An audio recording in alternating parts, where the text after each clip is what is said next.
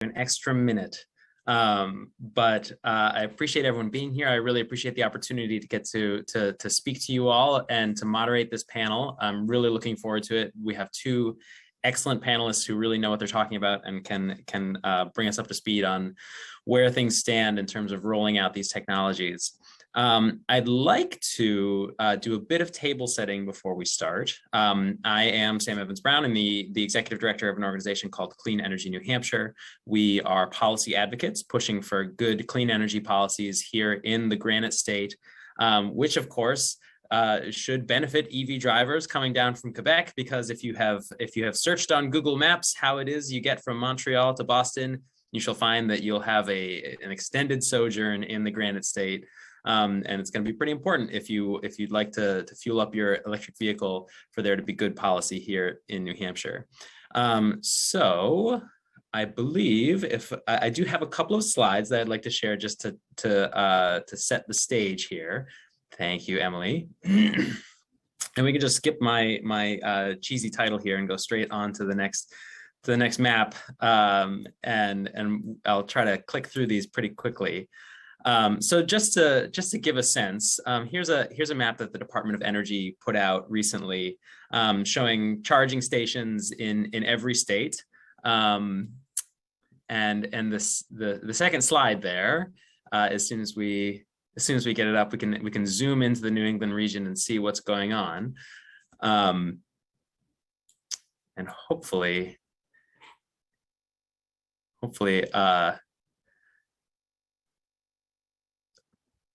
Great.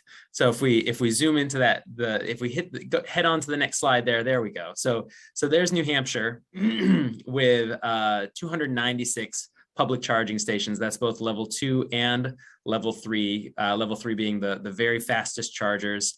Vermont and Maine, both of which have around, they have substantially less population than the state of New Hampshire. Both of them have more chargers than New Hampshire.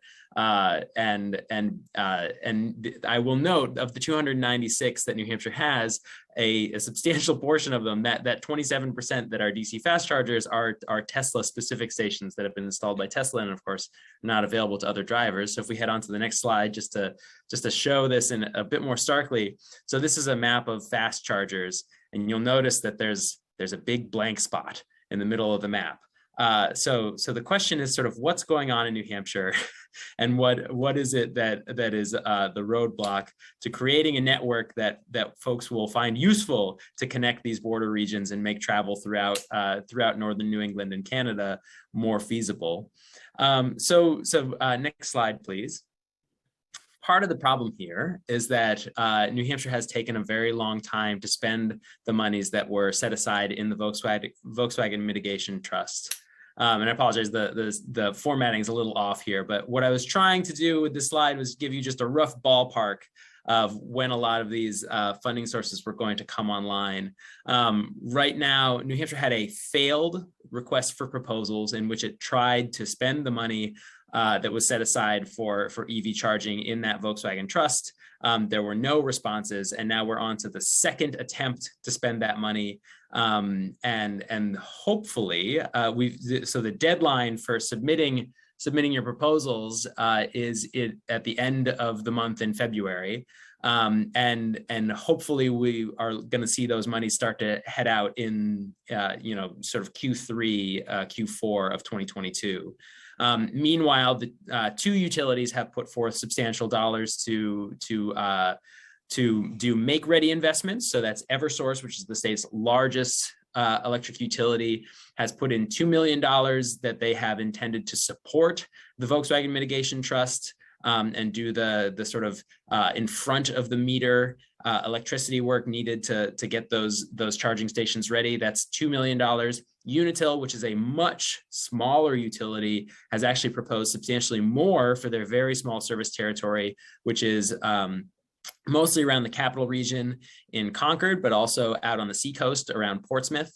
They've proposed $4 million to install fast chargers and level 2 chargers, mostly actually on main streets, by retrofitting lampposts, by retrofitting lighting and turning those into level 2 chargers. So they've proposed $4 million for those two territories. And then also sometime, hopefully in 2022, we'll start to see money start to roll out from the federal infrastructure package. The situation there is a little bit murky. There was a request for information as to how to spend those dollars that closed at the end of just actually a couple of weeks ago, and but then what they will do with that request for information still remains a little bit unclear. But it is clear that these monies will be sent to the states, and the states will have to submit a plan for how they're going to spend the money, and hopefully we will start to see those dollars head out the door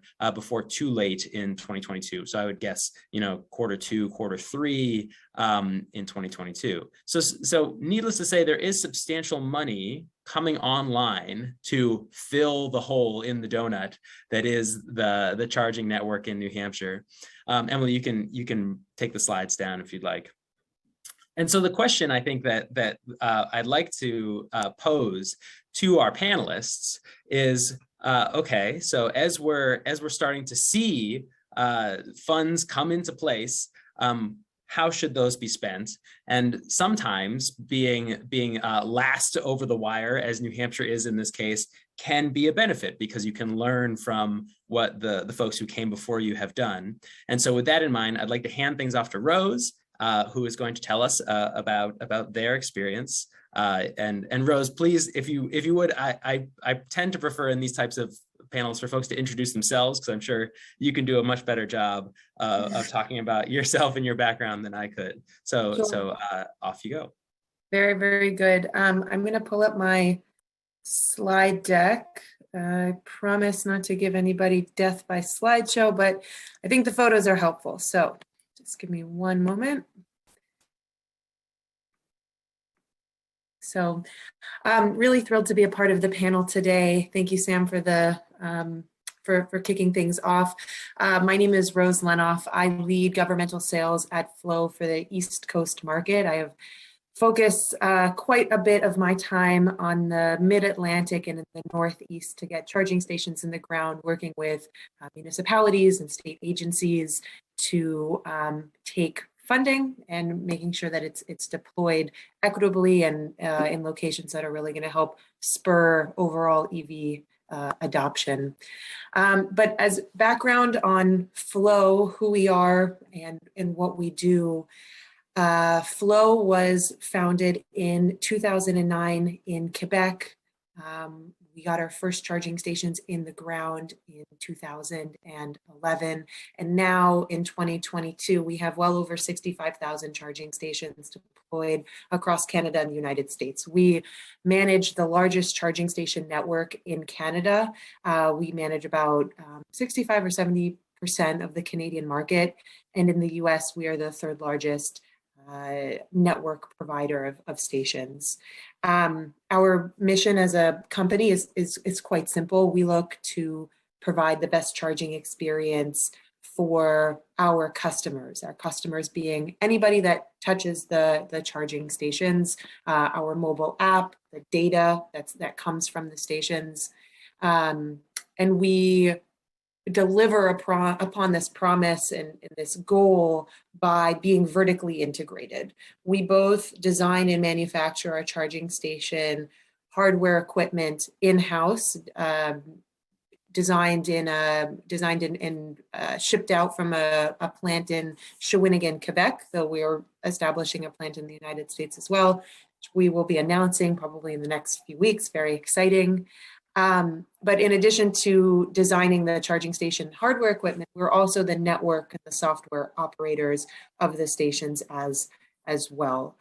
You can see on the bottom of the screen that just a few of the companies that we work with. This is by no means an exhaustive list, though it is some of the largest partners that we do have in the Northeast and in Canada's East Coast, along with some of the OEMs that we work with. Actually, just last week, we announced a partnership with GM where Flow is providing exclusively providing charging infrastructure at GM's workplaces.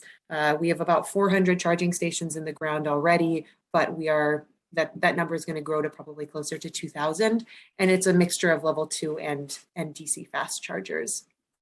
At Flow, we understand that it's not a one size fits all, so we design a wide range of level 2 and DC charging stations to fit different use cases.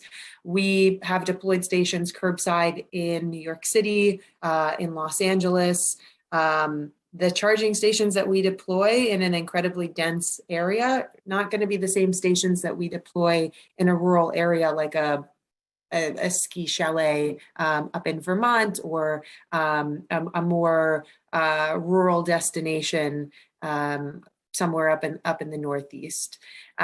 With our DC fast chargers, we take into the same level of consideration. We have two different capacities, 50 kilowatt and 100 kilowatt, and we're in the process of designing and going through certification for higher capacity stations right now. Across the board with all of our charging stations, whether it's a curbside station in NYC or a station mounted to a utility or a light pole, or our DC fast chargers, all of our stations have been designed to support 4-seasoned environments. Our stations can withstand temperatures as low as -degree Celsius, which is also Fahrenheit. Fun fact. Flow is the most northern deployment of stations in North America, up in Alaska. Like you can see here, we have stations up in the Yukon, and we're continuing to deploy stations throughout the Northeast that have similar weather constraints and situations. All of the stations across our portfolio are made with ruggedized aluminum. There's limited plastic components in the stations. Plastic expands and it contracts, which will lead to downtime and result in failures of our stations. So the stations across our portfolio are really made for long-term use, 7 to 10 years useful life. We have stations that we deployed in our first round in 2011 that we still have up and operational. So to showcase how serious we take cold weather climates and environments, Emily, do you mind taking over the screen and showcasing that video real quick?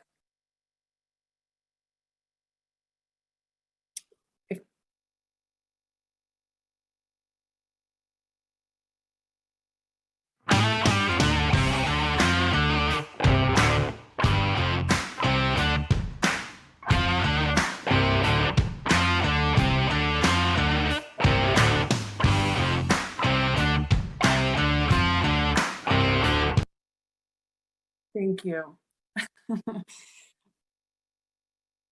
So that's it for me in keeping track of time. I'll pass it back to you, Sam. But really happy to answer any questions on Flow, or any questions that come up. Please feel free to ask. So we'll pass it over to Barry Woods from Revision Energy for now, but please do remember we would like this to be as interactive as possible. So if you do have questions, feel free to pop them into the Q&A box or raise your hand, and the moderator will unmute you to ask your question live. So Barry, take it away. Thanks, Sam. Appreciate it. I was going to try to get my correct screen set up here, so pardon me. I hate this when we have a little bit of downtime to think I can get it up here. In the meantime, my name is Barry Woods. I appreciate the opportunity to talk to you guys today. I'm the Director of Electric Vehicle Innovation with Revision Energy, and I'm going to stop the screen. And Emily, can you set up the slide deck that I sent you? Maybe that would be easier. I'm not sure why mine isn't perfect. Thank you. So anyway, I'm Director of Electric Vehicle Innovation with Revision Energy. You can go to the next slide, Emily. And Revision is inherently a New England-based energy transition company. We have over 330 employees. I think we're a $100 million company at this point. We're also unique because we're 100% employee owned. We're also a certified B Corp, which I think is a significant distinction. I'm not sure there are any other solar companies. I think we were the first solar company to become a certified B Corp. And our primary mission is to help transition customers off of fossil fuel. To date, I think we've probably done about 10,000 projects in New England. We have offices in Maine, New Hampshire, and Massachusetts.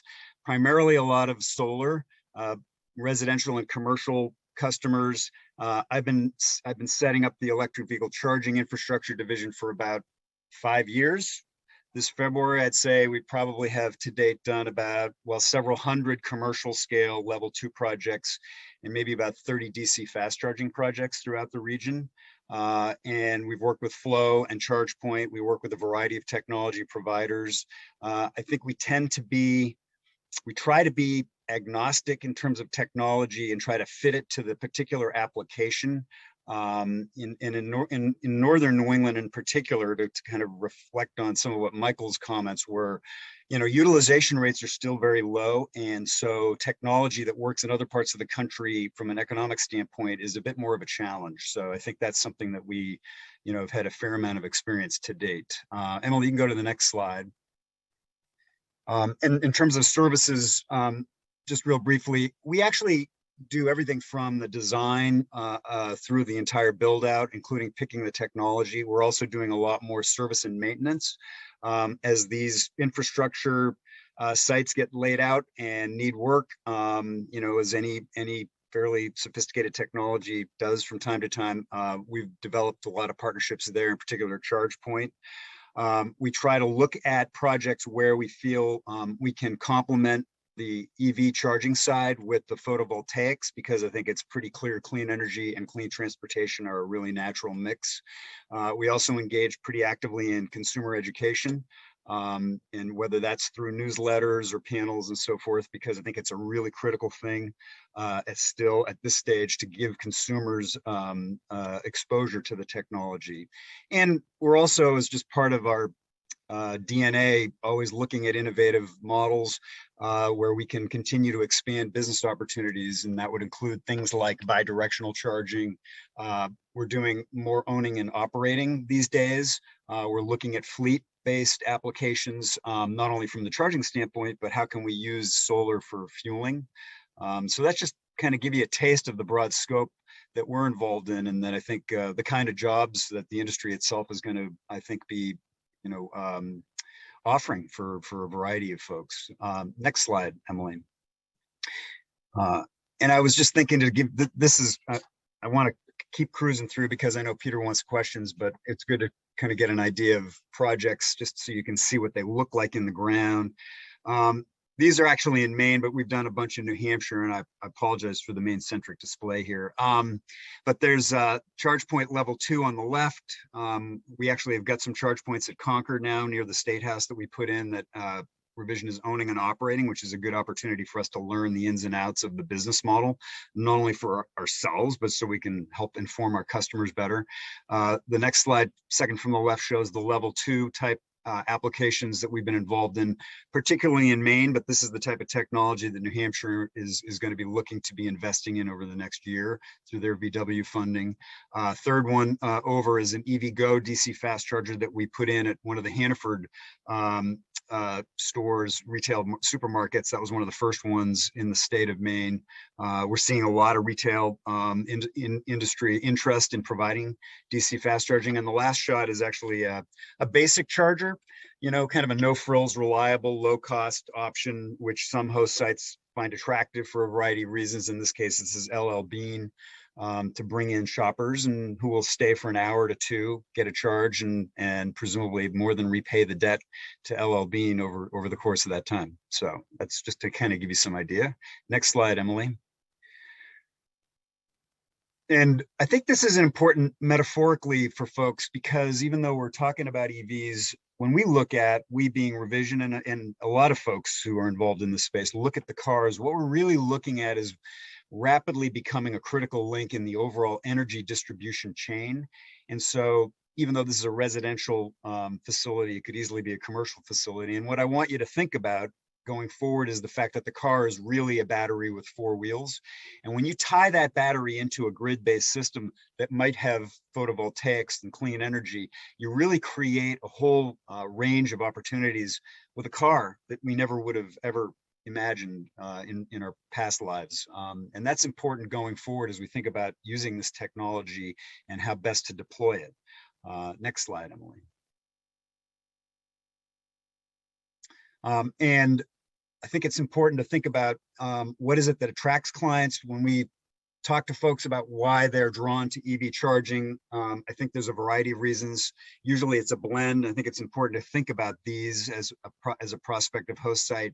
Incentives like the type Sam is talking about that are going to be flowing and are flowing into New Hampshire. People that are interested in new technology and its benefits, folks that are sustainability oriented. There's typically a huge attraction for commercial folks. The economics of driving electric, particularly for fleet applications, climate change and the emission reduction benefits of driving, I think are key to getting many folks to look at the technology, attracting EV drivers, like I mentioned with LL Bean, and then the power of the EV PV connection are just a couple of other reasons that folks look at the technology. Next slide. And when we're thinking about where do we put these in, you know, thinking about the question of Michael, particularly with rural locations, I think you have to, like most situations, walk before you run. And the technology is very different than a gas station model. No offense, Bill. The reality is that most people charge at home. And the convenience element of that in and of itself separates this type of transportation from our existing experience.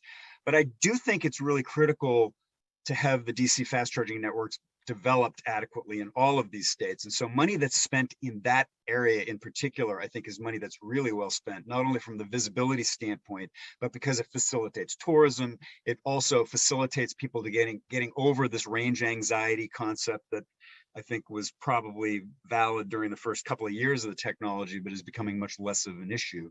But you can see, I mean, there's a variety of contexts where the cars are staying still for long enough periods to get some energy benefit from charging. And that's the kind of opportunity that we need to be thinking about.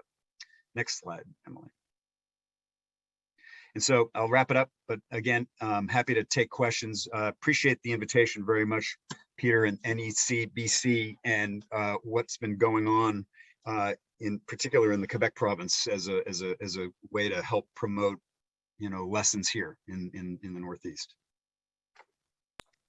So we do have some questions coming in, but I'm going to take my prerogative here as the moderator. I'd like to ask the first question because this is one that I think is really pertinent, because there are so many possible business models that could support charging, and I'm curious, both Barry and Rose, which you have seen predominating so far.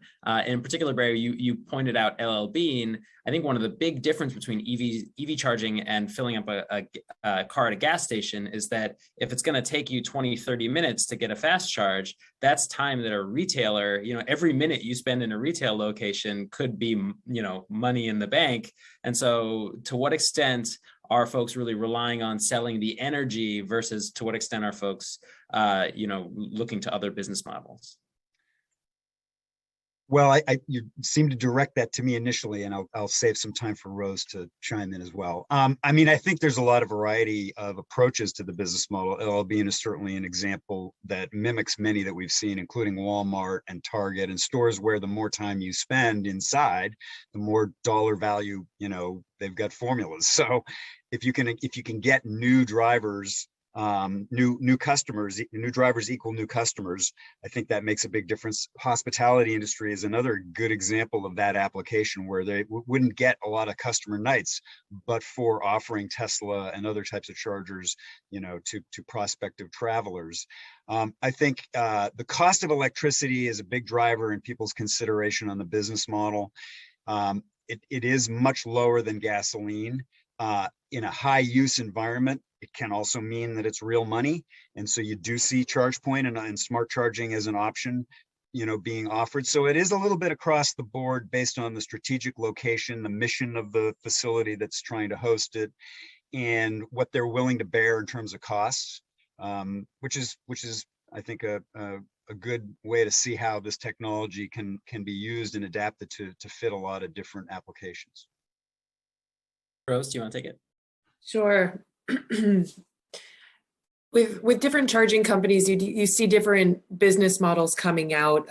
Some companies own and operate the stations. Other companies like Flow, our main business model is to sell the station. We have a network, an operating fee as well, and that allows us to remotely monitor and manage the stations, though they are owned, excuse me, by the site host. It like Barry said, it really depends on the location and the economics of the situation. In some cases, it makes more sense to own and operate. In other cases, it doesn't.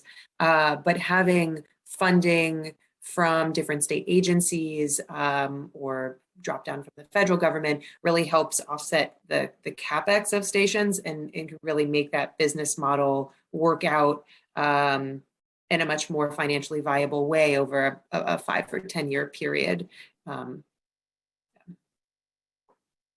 And for both of you, I'm curious. We have two questions, both about bi-directional charges, and I'm curious to what extent that is something that has started to roll out. To what extent you all have any experience with, what is known in the space as V2G, vehicle to grid, and having that be another business model.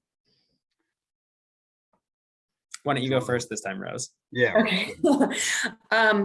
Flow is actively monitoring and following the market as it continues to develop.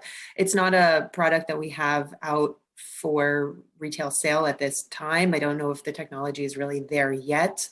You also, if you take a look at the batteries that are inside of the vehicle, oftentimes if you do V2G, it means that the batteries that the cars aren't eligible for different rebates or different programs from the OEM itself. So we're taking that into consideration as well. Our main focus is on charging stations that are used, generally speaking, by the public. We don't focus on, let's say, like overhead charging or heavy duty bus charging, and sort of V2G kind of falls into that category as well. We're following the market and we're developing technologies, but it's not something that we'll be launching anytime soon. It's a very captivating topic, and it's been a topic for the subgroup of sort of EV advocates for a while, but it didn't really get the play until Ford released the F-150 Lightning and that round of ads and things. And it's very interesting to see the impact of that, that a good ad can have. And I do think it's a thing. It is early.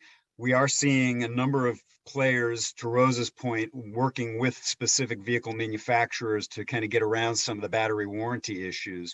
One of the areas that I think is getting a lot of play lately is in the school bus area, because you've got buses that have large batteries, limited daily use actually, and especially seasonal use as well. And the idea of bidirectional means that you can use that bus battery as a backup generator, and I think that's something even in the residential context that gets people captivated, particularly those of us who have backup generators because of grid reliability issues. It kind of opens up a whole different way to look at how the vehicle can assist. So I think it's a thing. It's early, but it's enough. There's enough grid benefits to drive, I think, market investment to make it get realized sooner rather than later. And I would just add that what I have seen so far has been pilot programs largely driven by the utilities. So utility owned charging stations and utility controlled charging stations. And I think the utilities probably need to get a little more comfort and facility with the technology before we'd start to see them offering up some sort of rate that would bring in third parties. Why don't we go, Peter, you had said you had a question. Why don't you hop in with yours? Sure. I was interested, Sam, in your chart that you presented about funding sources to fill the donut in the hole that is New Hampshire when it comes to electric vehicle charging. If I did my math right, it's about $26 million altogether, $6 million from utilities, and counting on a big chunk from infrastructure bill. Is it possible for you to contextualize that number for us a bit? $26 million versus how much of the need, in your view, do you think that actually meets to get New Hampshire to something comparable to, Maine or Vermont for EV infrastructure? Well, since you directed it to me, I'll take a stab at it first. What I'll say is that I think that if we were to see all of those monies spent, we'd probably be somewhere in the neighborhood of just catching up to where Maine and Vermont are now. And that if you look at studies of how much EV charging infrastructure will be needed nationwide in order for a fully electrified transportation sector, it's really just a tiny bite of the apple. I mean, I think if you were to scale the numbers down that I've seen to sort of per capita and then look at New Hampshire, I think we're really talking at least in the hundreds of millions of dollars range. But I'd also like to hear from Barry and Rose on that question. Do you have thoughts, Barry, in particular? I know. I think it's really hard. I think it's very hard to have a crystal ball in terms of the impact of, you think about Norway, and Michael's comment how, there's a viable business model now for independent businesses because of the amount of vehicle use. And I think New England is a long way away from Norway. And, I think Tesla probably provides as accurate a roadmap as any for successful deployment of superchargers. And it's no coincidence that when you see where they get when you see where the state investments get made, a lot of times they're pretty close to where the Tesla superchargers are, because everybody comes to the same conclusions about the strategic value of those locations. So, I do think it's a down payment because the transition is massive, and the cost of DC fast charging, Peter, per unit is, depending on the site, it's in the neighborhood of 100 to 150,000 and going up, because people want to have faster chargers available, which means higher voltage supporting infrastructure. The charging hardware has to deal with heat issues and makes the charging hardware that much more expensive. So the numbers are not going to get smaller. I certainly can predict that. Great. Tim Egan had a question. Tim, do you want to chime in? Can you hear me well, Sam? I can. Thank you. Actually, my question is for Rose, and it's a little more of a practical question. As we begin to see RFPs get executed for developing infrastructure for EV charging. So I'm a representative in the state of New Hampshire, but I live in Sugar Hill. So I live in the White Mountains, where actually probably today, right now, at this second, it's about minus 17 degrees outside.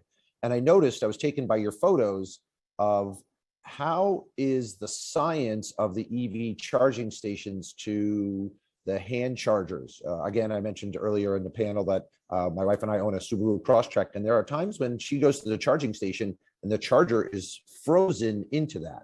Is there technology or innovation that's going to be driven, knowing that folks are going to apply for grants? Do they have to factor that in, or is Flow sharing that kind of information? Is that proprietary information? Every great invention we have has a spin-off of other innovations. The terrible analogy here is the selfie stick to the iPhone. But are there technologies that Flow is looking at to keep the charger handles warm so they can easily get utilized during cold weather temperatures, especially here in the northern Vermont, New Hampshire, Maine? Yeah. I mean, that's a great question. And maybe the video was gimmicky that I had show, but one of the colleagues, he takes a hammer and he smashes the ice to get the connector out to be able to plug into a car.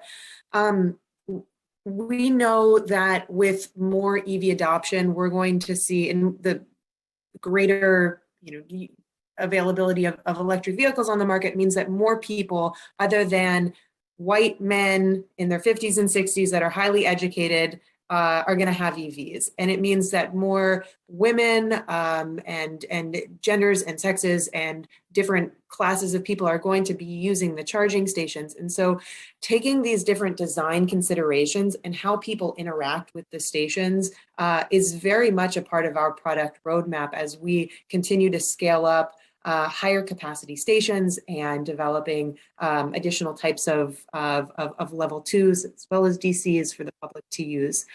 We're also taking a look at, it was mentioned before, I think it was maybe it was Bill's presentation, that when people use charging stations, they want the area to be well lit. People want to feel safe if they're going to be sitting in their car for 20 or 30 or 40 minutes.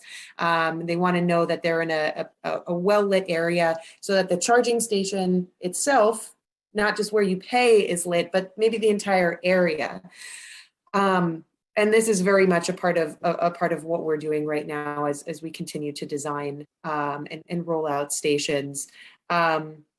I don't know if that answers your question, but I would say keep an eye on flow and continue to look out what we're pushing out to the public. And I think your question will be answered. I'm curious for, I mentioned in the last panel the effect of demand charges on the business model for public charging. I'm not sure how different the rate structure is in the Canadian provinces, and if there has been some sort of relaxation of the idea that demand charges need to be put onto charging stations. So that's part of my question here for you, Rose. But I'm also curious, when it comes to installing storage on the site of chargers, that of course would let you manage the demand charges, because you'd be able to meter out flow from a battery so that you're not drawing on the grid so much. Has that been part of any of your installations yet so far? Sure. So to answer your first question, we're going to have, I believe Frances speaking from Hydro-Québec, and she can speak more, I'm sure it'll come up in her presentation, but speaking more to the deployment of stations throughout the province and how the utility has managed that. So I'm going to put a pin in that and pass the buck over to her to answer that question. In terms of battery storage, it's definitely something that we're looking at and that we are constantly exploring. We have not deployed anything with that technologies as of yet, but as battery storage and just the industry continues to grow, it will be a part of what we do, and in different deployments, both in rural and in more densely populated areas. And Sam, I think battery cost has been a huge impediment, I think, to more broad applications, which is just that's just a relative thing. It's going to go down. There are companies, I'm thinking of one called FreeWire, that incorporates batteries into its DC fast charging and can trickle charge off of a single phase, which is kind of convenient and an interesting model, particularly for rural locations where usage won't be high and where three-phase is not available, but also demand charges, as you mentioned, can be a huge impediment to any kind of actual revenue. So I think the battery angle is something a lot of the network providers and manufacturers are going to incorporate as it becomes more economically feasible. So then I'm curious if, when we're looking at this question of rural deployment at low penetration levels, where we just don't have a ton of cars on the road yet, but we've got this chicken and egg problem where, we're not going to have a ton of cars on the road if people are still feeling that range anxiety before they buy a car. And so there's this need to roll out charging stations perhaps before they're profitable. From what you've seen, what are the main tools that are working?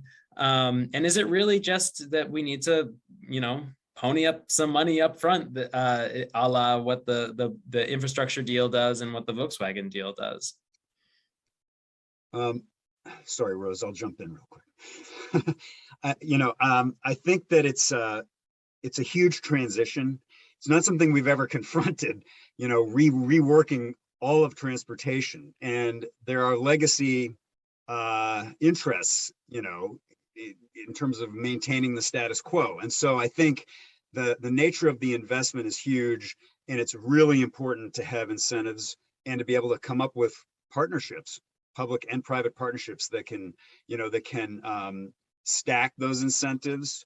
I think rural New England, because of low utilization, is a particular challenge for business models. And it means you're going to have to bite the bullet and probably do more public investment, which over time, will pay off. But I also think pickup trucks are going to be a solution to a lot of this issue. When we see, it's the flip side of the charging infrastructure world. Until we get cars that people want to drive, believe me, you'll figure out a way to charge a pickup truck when it goes 0 to 60 in 3 and can haul your house off the foundation. I mean, so I'm not overly concerned about, if it's going to happen. It's just a question of when, and making those investments now is perfectly a good strategy. I'll piggyback off of that and say it's so crucial to have these partnerships, whether that's from the utility or the state or the municipalities that can help with the permitting process. All of these different entities need to come together to get the stations in the ground and up and running. And it's a paradigm shift, right? Like, we don't need to put charging stations. No offense to the folks here that work at that are gas station companies as well, but we don't need to just put charging stations there. If 80% of charging happens at home, we really need to be creative about the other locations, that other 20%, and bringing all of the stakeholders together to sit at a table at events like this and discuss what works and what doesn't work really is going to help push the needle. And I am very excited for different trucks to come out, pickup trucks to come out. Can't wait for Rivian to actually get vehicles on the market in the Ford F-150, whenever that's going to happen. But it's really it's such an exciting time right now. And all of the stakeholders sitting at the table is really going to push the needle over the edge to make things really move. So my personal anecdote is we just bought our first electric vehicle at our home. It is a used Nissan Leaf. And has a very short range, and it's been very cold since we bought it. So I'm still very much feeling the range anxiety every time we try to take it anywhere that's farther than just downtown from home. And so I would also second the idea that the vehicles really will be a big game changer, right? Because a lot of the concerns that we're talking about, I think, are stemming from the first generation of EVs, and as the ranges start to increase, we may have many fewer of these types of discussions as people start to get comfortable with the technology. Sure, and we're also going to have an influx of used EVs hitting the market after that point as well, which means that we're going to have an even greater level of penetration of other groups, low income, just people that want to have a second car that's an EV. It'd be great for the market. Congratulations, Sam. It's very fun. So we'll leave it there. I think we're coming up to the end of our time, and we'll get you all an extra minute here to get your cup of coffee in between now and the next panel.